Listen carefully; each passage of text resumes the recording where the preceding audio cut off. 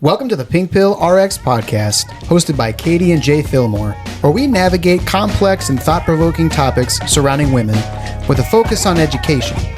For shorter form content, follow us on TikTok, Instagram, or YouTube at Caters88 or Pink Pill RX. That's KATORS88. If you enjoy this podcast, please give us a follow and maybe a nice review. Episode 11, we've got new audio. Whoa. Somebody commented and said they were hopeful that Santa would bring us new audio for Christmas. Santa came. He came. Santa he delivered. came here. Episode 11. I can't believe we're at episode 11 already. I know. I was shocked when we got to 10, to be honest.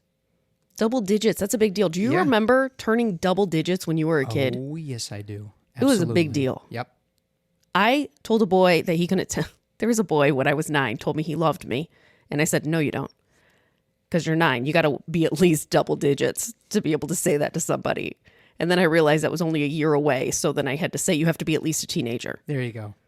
We had our biggest download day last Monday for episode 10. And I just want to say thank you so much. When we have days like that, it just validates what we're doing, and it's so encouraging. So I just appreciate everybody who downloads and listens. It is very encouraging. And, you know, the whole thing so far has been pretty surreal, at least for me. And so to see those numbers of downloads always, for me, is a little grounding, thinking, oh, these aren't just numbers, you know, on TikTok. That TikTok numbers are different from podcast numbers. And the podcast numbers, when they even go up by just a little bit, is really encouraging, because it means that a small amount of people are now consuming our longer form content, and it means something to them.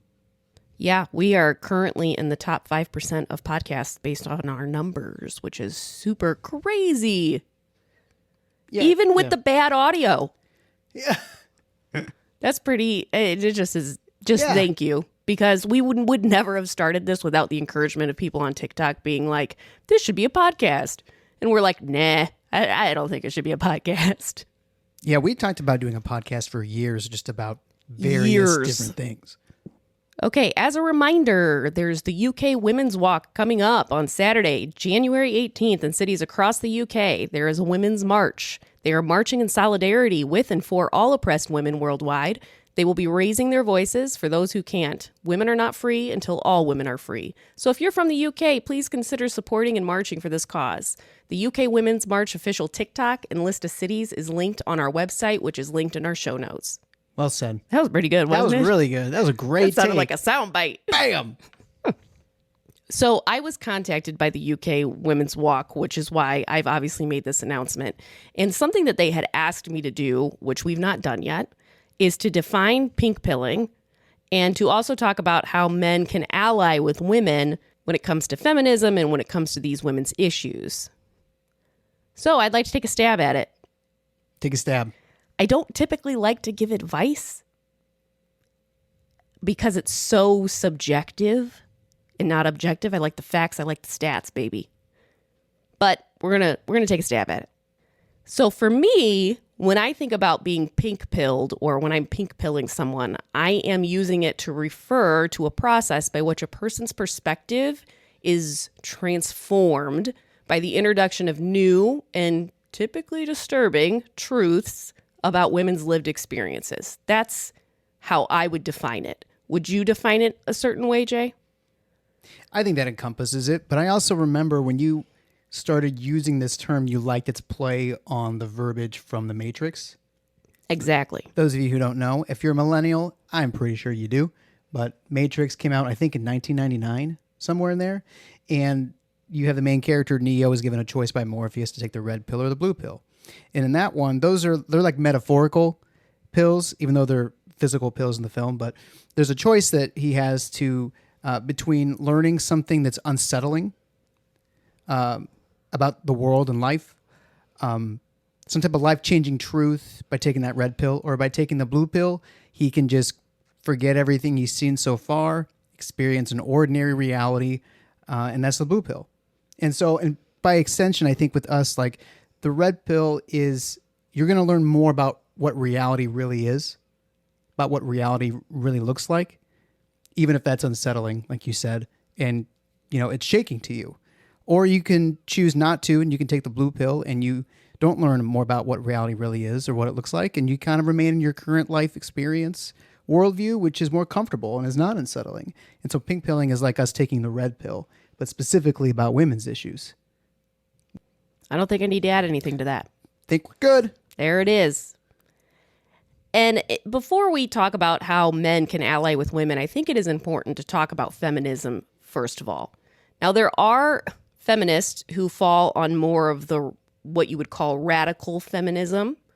Another word for it is female exclusionary feminism, who believe that men have really no place or a very limited place when it comes to feminism.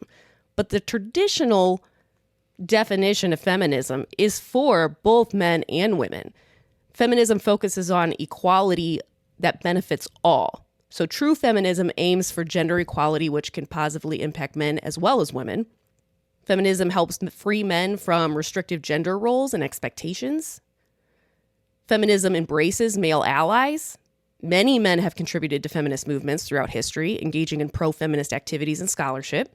So some feminist writers argue that men's participation is crucial for advancing feminist cause and achieving universal relevance.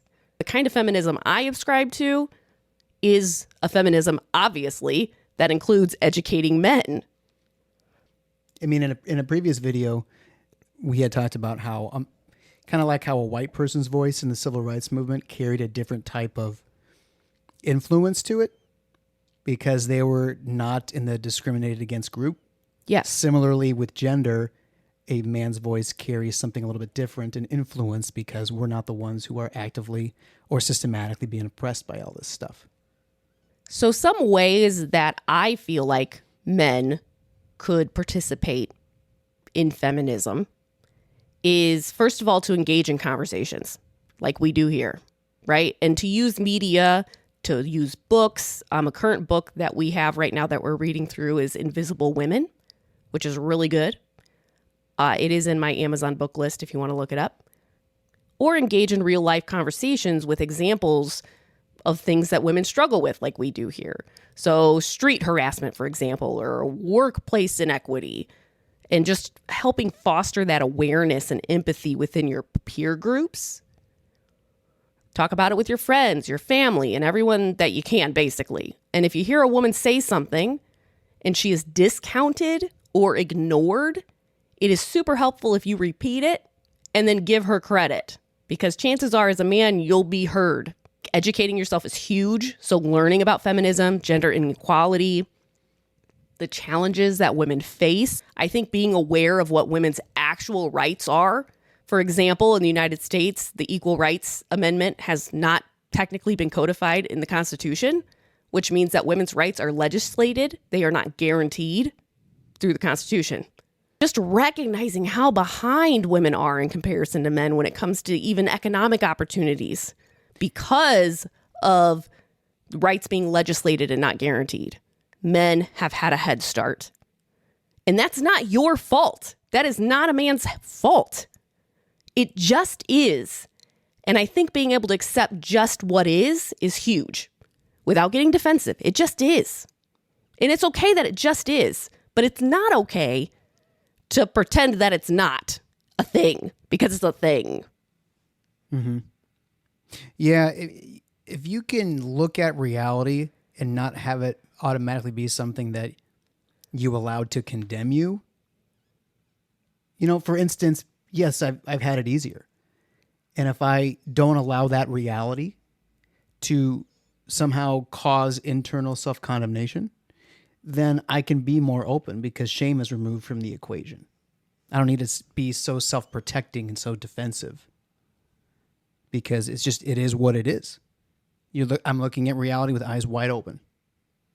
And I don't need to be defensive about it because it's just what it is. The rejection of facts and data because you believe a different narrative that somebody handed to you.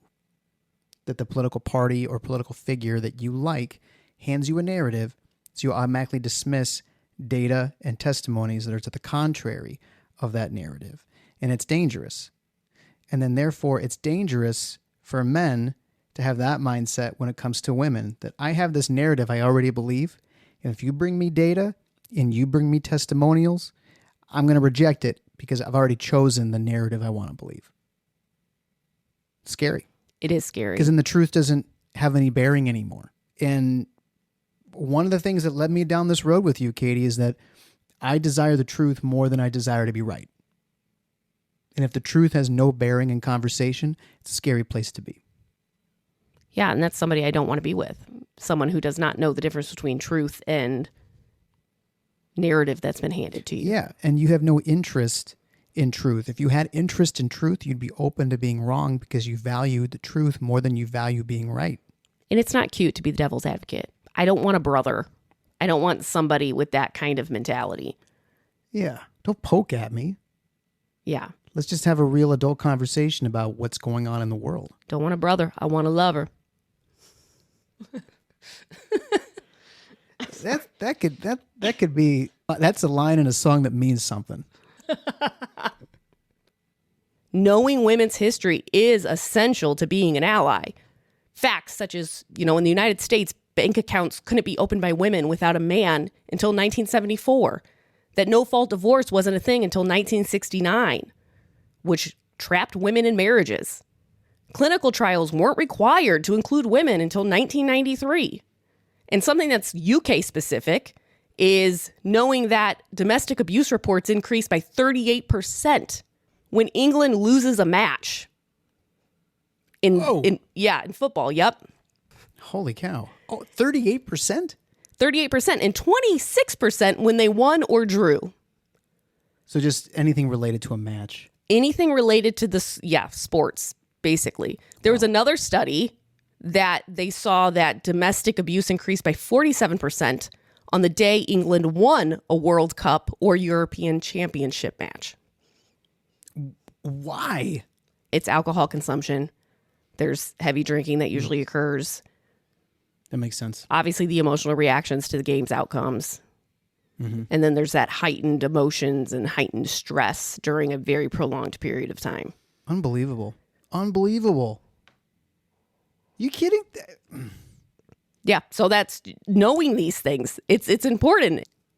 It's making me feel particularly angry that violence against women increases with a sport.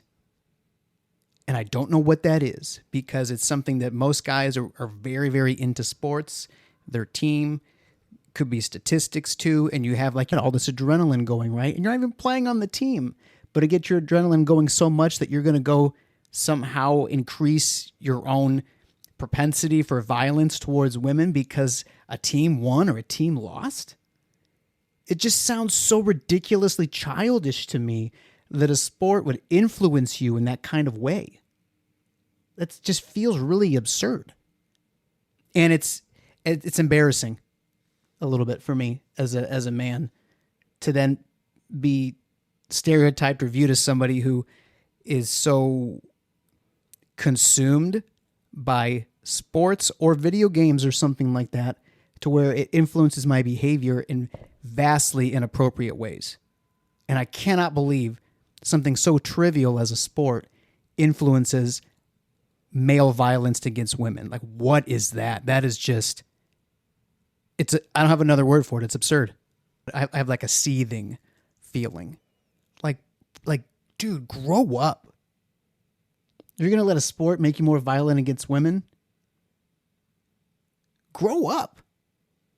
Like, a grown man wants to defend and protect and provide and produce, but you're going to throw a fit over a team losing, or you're going to be so hyped over a team winning that you're going to be so callous? That seems very much like a immature child who can't control himself. And remember, domestic violence is underreported. So those percentages most likely are higher. Unbelievable.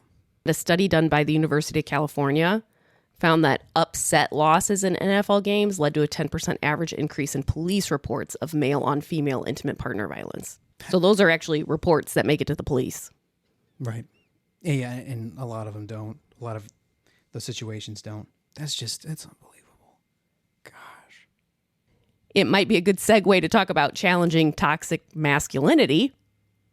That's another way that men can ally, is rejecting the harmful stereotypes and promoting healthy expression of masculinity that supports equality. And I think part of that is understanding things like that about sports and understanding areas where there is temptation to not be the best self. Understanding patriarchy is a system, it's not a gender, and resisting the urge to defend men, because it's not all men. This is bigger than men. I know that's just a crazy thing. Patriarchy is bigger than men. It's a system. So understanding that patriarchy harms everybody and being brave enough to show emotion and not perpetuate stereotypes like boys will be boys or toughen up or boys don't cry. Yeah, and we talked about in a previous episode, and the clips are on TikTok and YouTube and stuff, but patriarchy is not about a gender. It's about a system. It's the system that runs the show. Right. But nothing will change until we do. And the system doesn't work anymore because we're not participating in the system. That's when the system will start to fall apart. Yeah, the system has to maintain some type of stability. And if our lack of being willing to go along with it causes instability, then the system needs to change because instability is not good for those trying to preserve power at the top. I think another big one is these external actions will be much more natural and naturally occurring if there's internal work that's done. For instance, it could be self-educating like you talked about. It could be just being more self-aware, like the original man versus bear stuff. I don't want to make a woman afraid in a parking garage or a parking lot or an elevator. I don't want to stand too close or walk too close behind somebody. Being aware of how you come across to women in the world. And I don't think men can be very good advocates or participants in feminism if we are not open. If we're not open, if we think we have things all figured out, if we think our experience is the universal one, and when we're not open to being wrong, we're not going to learn anything about how women's experiences are different than ours. You know what I mean? How prideful to think that your experience is a universal experience. Because it's not just about men versus women, but you think about race, you think about age, you think about gender, you think about all these things. We're all having very different experiences. Yeah. Yeah, my life is very different from yours. And my life is very different from a black woman's life. Yeah. That is just the reality. And to think that my experience as a woman is the universal experience as a woman is complete BS. It's just not true. And that is the same when it comes to men and women. Your experience as a man is not the experience. It's your experience. Mm-hmm. Because your experience as a white man is very different than an experience from a black man. Mm-hmm. Yeah. And I'll also say that, women don't know what it's like to be a man either. And there are our own types of burdens that we bear that are different. Patriarchy hurts men. We've talked about that. There are ways that men are inhibited because of it. And there are real burdens that men bear as a consequence of patriarchy that should not be discounted or overlooked either. Adolescent boys having little to no emotional support and physical touch. Men feeling like they just have to bury all of their burdens because when they talk about them, they're met with a lack of empathy or met with criticism or a lack of being willing to understand and to listen. It's very different being a man and very different being a woman. And there are a lot of ways that women are systematically and historically oppressed, more violence against women, etc. And I'm just mentioning that there's also struggles that men have that women don't have a framework for, perhaps. It's one thing to say, confront sexism, speak out against misogyny, harassment, and all that stuff. But without practical steps on how to do that or practical examples, it's not very helpful. So I'd like to give a couple practical examples. I think challenging the notion that women are physically and mentally weak or overly emotional is a good place to start. Opposing stereotypes that women are naturally suited for domestic tasks and child rearing. That would be another way. Sharing responsibilities within the household, like dividing unpaid labor, housework, caregiving, being equitable in relationships that foster mutual respect in that way. I think rejecting beliefs that women are less suited for leadership or competitive roles, making sure that we're raising up women in professional settings, making sure that we're not interrupting women or automatically discounting women when they speak out, or countering stereotypes that judge women based on their appearance or categorizes them as good or bad women based on their behavior. And I think a good way to do this is asking yourself, if a man did or said this, would it be okay? And if the answer is yes, then a woman can do it too. That's a good one.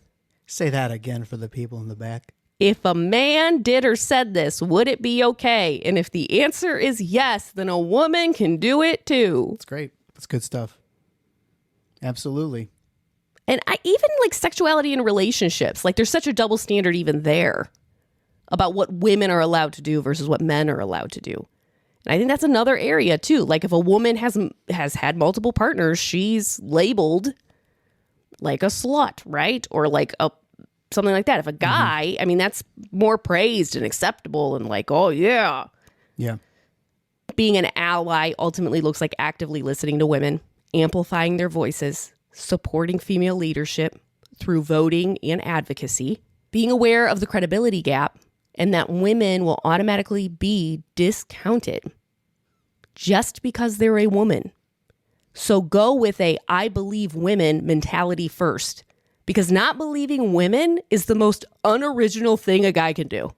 If you don't believe, the burden of proof is on you, not them. If you don't believe it, you just saying, I don't believe that, don't make it not true. I just realized you used a double negative there. But it doesn't make it true. I think microfeminisms are an amazing thing, meaning that when you're walking down a street, women tend to move out of the way for men. It would be great if men moved out of the way for women. I think assuming that every profession is a woman is a fun thing to do. So if someone says, yeah, I had to call the plumber the other day, you saying, oh, what'd she say? Or my doctor said this. Oh, what'd she say? And I think that if you're in design or the tech world, advocating for inclusive technology and standards such as seatbelt safety, CPR safety, voice recognition, bulletproof vests, all those things are designed in a flawed way that disproportionately impacts women. And I think, like you said, being aware of your intimidating presence, that's an amazing thing to do as an ally, is being aware because you are a man, whether you are a good man, does not matter. You're unknown. You're an unknown man. There are a few of your points I want to circle back to. Yeah. If that's possible. One is you had just mentioned assuming every profession, the professional is a woman. If you are a parent, this is a particularly good one because we do this with our kids all the time. If someone's going to the doctor, we assume female doctor because it's a way to kind of implant representation into your girls' minds and empower them to think, oh, that profession is for me. That could be law enforcement. That could be something in the medical field. It could be something that's a trade. And it's great when you have girls. You had mentioned embracing female leadership. And I think perhaps some guys could listen to this and be like, well, you know, if she's the best one, because what if I'm not going to vote for a woman just because she's a woman when there's a better male candidate of something? You know what I'm saying? But I think for me, it's you need to be just as open to the female candidate as you are the male candidate based on the merits of experience and ideas and moral character. And same thing when you're supporting a leader who is in a leadership role, maybe in a company you work for or something like that, that being open enough to not seeing gender first, but to seeing the person first and not allowing some type of bias to keep you from supporting a female leader. Yeah, that's part of male privilege. Men are statistically more likely to be hired or promoted or paid higher salaries than women for the same work. That is reality. That is a fact. Yeah. Those are what the numbers indicate. Speaking of numbers, the unpaid labor thing you mentioned about sharing household duties too. Yes?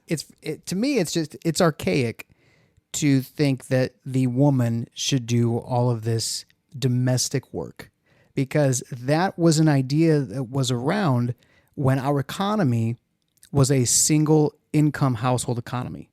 So it made sense that in that economy, women didn't have as many rights and privileges as men did. So men were the ones that left the home to run a business or work a job, and women stayed home. So it made sense. Oh, I'm going out to work, and so you're staying home, you're home.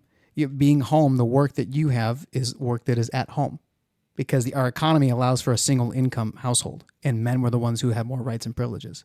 But now our economy almost requires two income household. So it does not make any sense anymore to assume that the woman should do all this domestic work.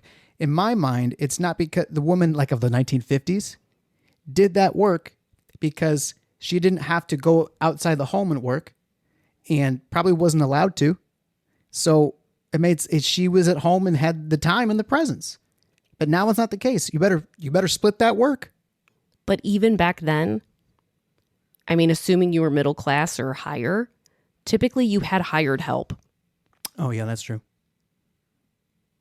Do you know that even with the invention of the dishwasher and the washing machine, which was supposed to make women's lives easier, what that ultimately did was got help out of the home and gave women more work to do because now they should have more time.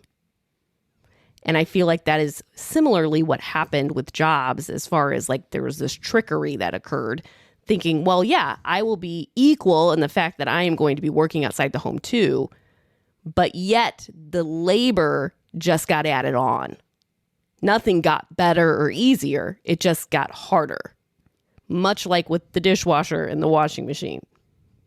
And women's GDP in the United States for unpaid labor, meaning that if a woman was to be paid for the labor she does at home, it's $1.5 trillion. And globally, it's over $10 trillion GDP worth of labor. If the world was to have to pay for what women did unpaid,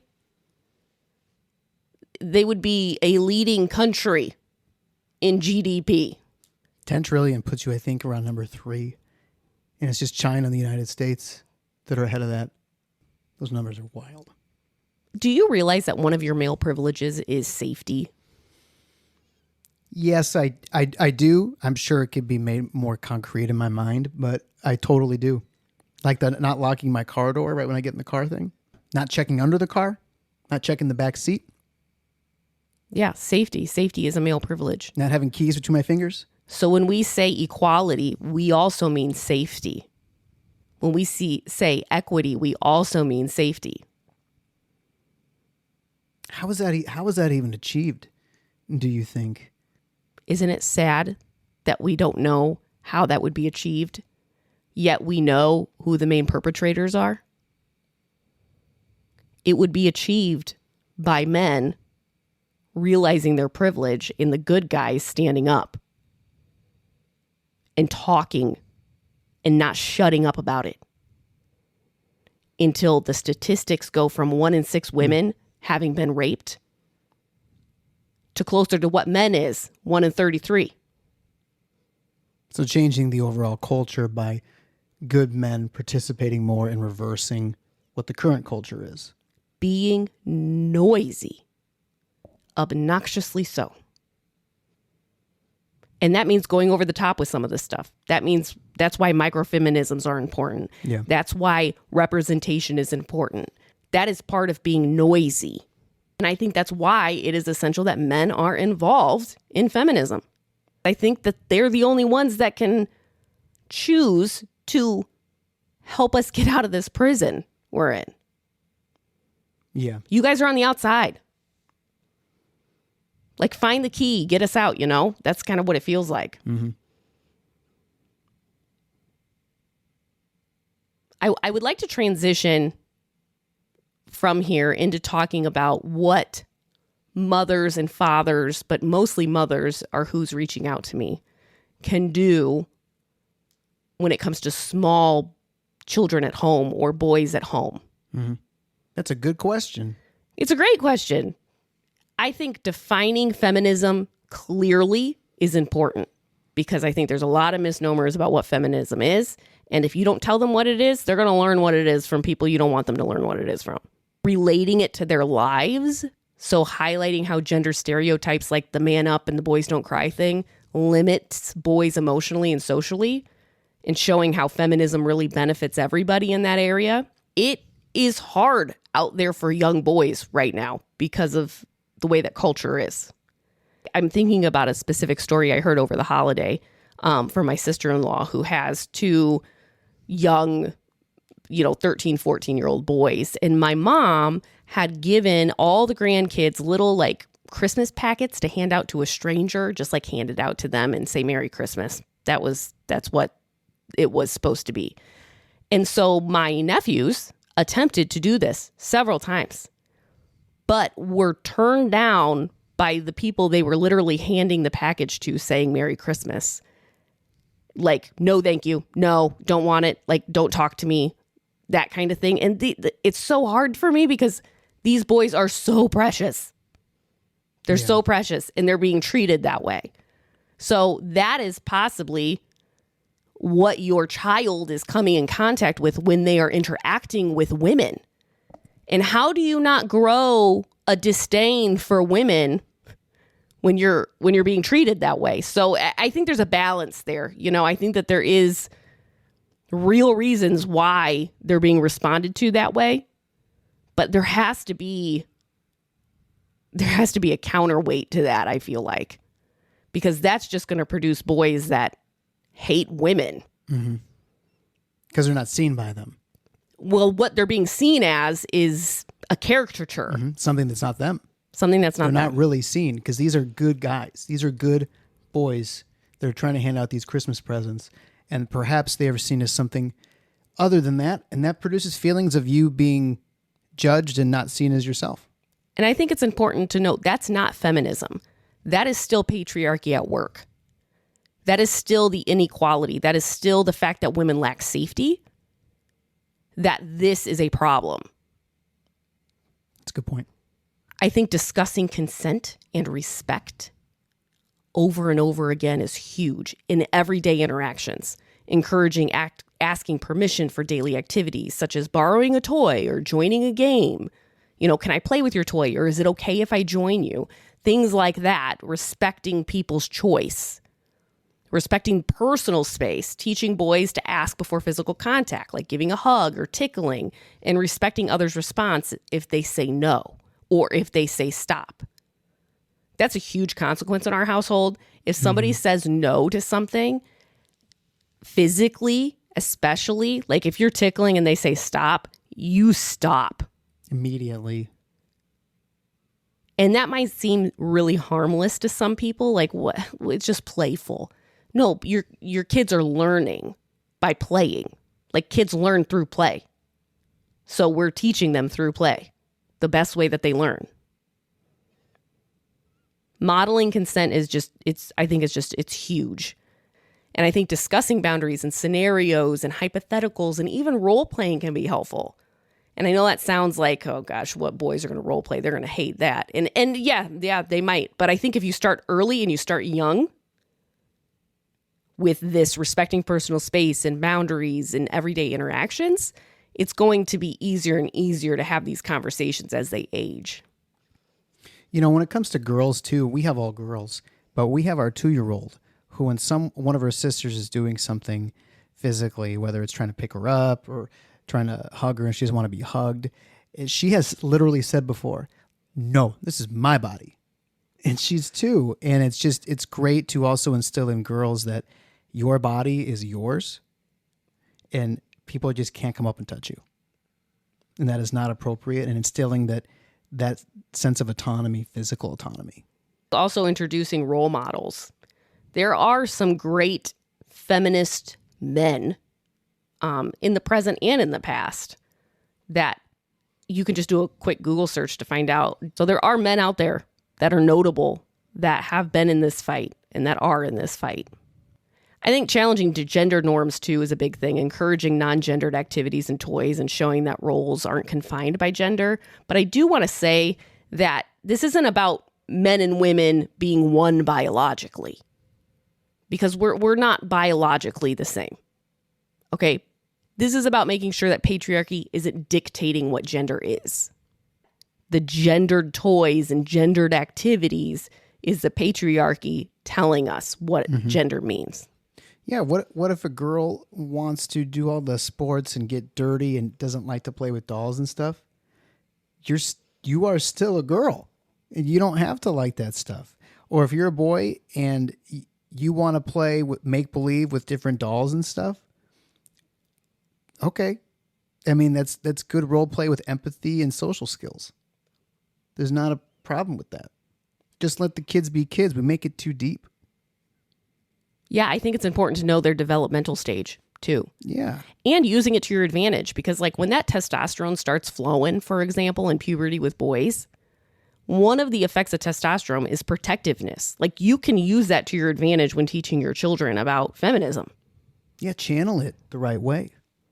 And same thing goes with girls. There's certain things in developmental stages with girls that you can use to your benefit when trying to teach and raise up. And I think researching those developmental stages and those hormones and what they do is just a good way to get a grasp on where your kid's at and how you can help them. Mm-hmm.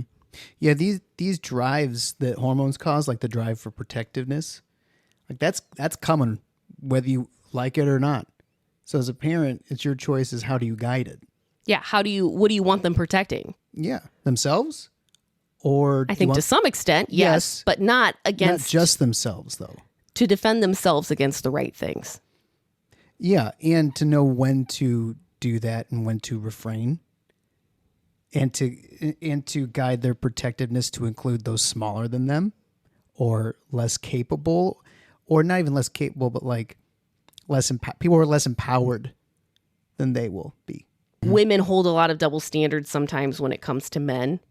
Because out of one word, we say we want them to be vulnerable and we want them to be expressive of their feelings. But then on the other hand, you have women that often don't listen or else belittle for that or else feel less safe in that presence of that. We have to retrain our brain because if a man being vulnerable makes you feel unsafe, that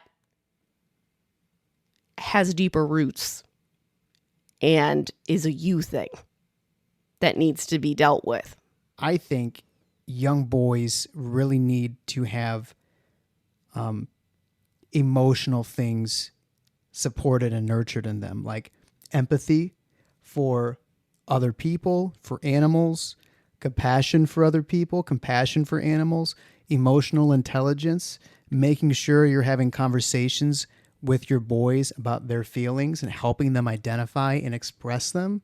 Because if you can continue that for young boys and keep that conversation more open through adolescence, you're going to have emotionally intelligent, compassionate, empathetic men.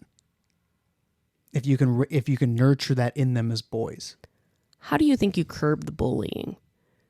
Because boys that present that way in public are not met with kindness from their peers. Let me think for a moment with that. You know, just what comes to mind first is you're instilling these emotionally intelligent things in your boys. And at the same time, you have to double or triple the amount you're instilling confidence in them. Because if you can instill enough confidence in them and self-identity in them, then when they're in the world and someone says something that is contrary to what they know about themselves, it's less effective. Whereas if they already have doubts regarding self-identity, doubts regarding your worth, and doubts regarding what you're capable of, when a peer says something and you're not sure because you have all these doubts, because this confidence has not been instilled in you, it's going to be a lot more effective. So as somebody who experienced a lot of bullying as a child, how could confidence had been instilled in you to insulate you from that? Man, that is a really good question. Something that could have helped me, and this is just off the top of my head, is for my parents to have communicated to me that they're proud of who I am, not just my accomplishments or what I produce, whether that's sports or academics or art or whatever. And specifically needed that from my dad. And I'm going to unpack this a little bit more. So I wanted, like, if these attributes that we are talking about that are noble in men and in boys are then possibly bullied by peers, and the solution to that is confidence. And then how do you instill confidence? Well, you have to be proud of who I am, and you have to be proud of me being compassionate. You have to be proud of me being empathetic, emotional, contemplative, artistic, things like this. And celebrating not what I do with them, but just celebrate that they're a part of who I am. And highlight that those are attributes of strength, not attributes of weakness, and not even attributes that are just neutral. Like, you need to instill in me as a boy, these things are strength, and make your boys know that they're strong for those things. Make it celebrated as being masculine. Make them feel like Aragorn from Lord of the Rings for embodying these characteristics that it's possible that they could be bullied for. And, you know, I heard some of those things from my mom a lot more frequently than my dad. And it would have been different if my dad in particular would have really vocalized those things, because boys are looking for a man to tell them who they are, to tell me and show me what it means to be a man or to be masculine. And to have a father figure communicate to me that my compassion, my empathy, my contemplativeness are strengths and masculine attributes and have a place here and are needed here and are celebrated here, would not make me feel like those attributes are in contradiction to me being male, but instead would emphasize that they are a part of what makes me masculine.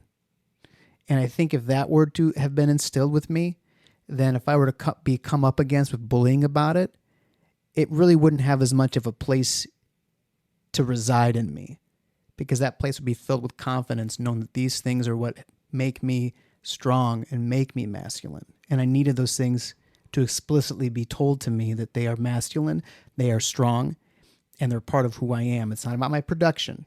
We have enough in culture that's saying men need to produce. But it's about who I am as a person, and that it's not at odds with masculinity. It's actually a part of it. Yeah, that's good. If you would have been filled up, there would have been room for all those other things to get inside you. Yeah.